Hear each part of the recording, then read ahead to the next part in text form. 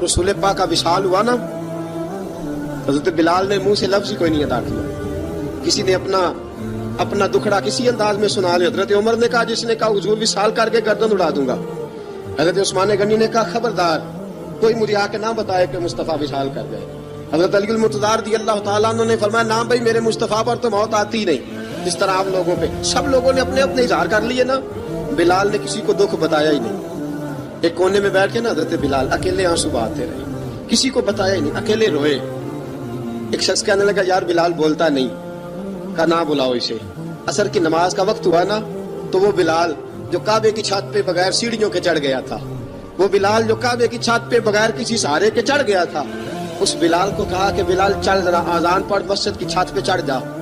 حضرت بلال کئی بار چڑھے اور کئی بار گرے، کئی بار چڑھے اور کئی بار گرے. حضرت بلال حبشی رضی اللہ تعالیٰ نے آواز دی، کہا سلمان میری مدد کرنا، میری مدد کرنا. اب مجھ سے چڑھا نہیں جاتا، اب مجھ سے جایا نہیں جاتا. جناب سلمان فارسی نے بھی سوال نہیں پوچھا کہ بلال تو بیمار ہے، یہ نہیں پوچھا. حضرت بلال کو 2-4 صحابہ نے اٹھایا، چھت پہ پہنچایا. بلال نے اذان شروع کی. جب کہا نا اللہ اکبر اللہ اکبر، وہ آواز جس میں بڑا سوز ہوتا تھا، بڑی درد، بڑی بلندی ہوتی تھی، بڑا جوش خروش ہوتا تھا، آج وہ آواز دب گئی. جب بلال نے کہا نا اشہد ان لا الہ الا اللہ، حضرت بلال رضی اللہ تعالیٰ عنہ نے تھوڑی دیر روک کے سانس لیا. جب کہا نا اشہد ان محمد رسول اللہ، جو سارے چپ کھڑے تھے نا ان میں سے ایک بابا رو پڑا جس کا نام ابو بکر صدیق تھا. جب حضرت ابو بکر صدیق کی آنکھ میں آنسو آیا تو حضرت بلال چھت کے اوپر زمین پہ گرے، زمین پہ گرے اور کہا ابو بکر یہ ڈیوٹی کسی اور کی لگا دے، یہ ڈیوٹی کسی اور کی لگا دے.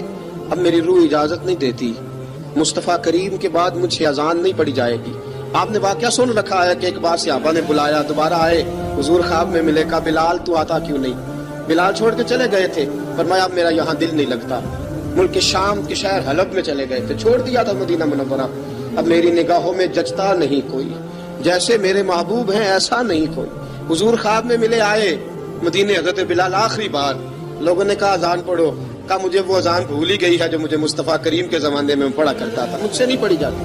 نہ مجھے کہو، میں کیسے پڑھوں؟ امام حسن اور حسین نے آ کے دامن تھاما نا تو کہا بیٹا میں تمہاری نانی کا بھی نوکر رہا ہوں، میں تمہاری ماں کی چکی بھی پیستا رہا ہوں، مجھ سے کوئی فرمائش نہ کر ڈالنا. میں نے نوکری کی ہے اور مجھے اگر اللہ نے توفیق دی تو میں تمہارے بچوں کے پیر بھی دھویا کروں گا. لیکن امام حسن رضی اللہ تعالیٰ عنہ نے فرمایا بلال ایک بار تو اذان سنانی پڑے گی. سنائی بلال نے اذان.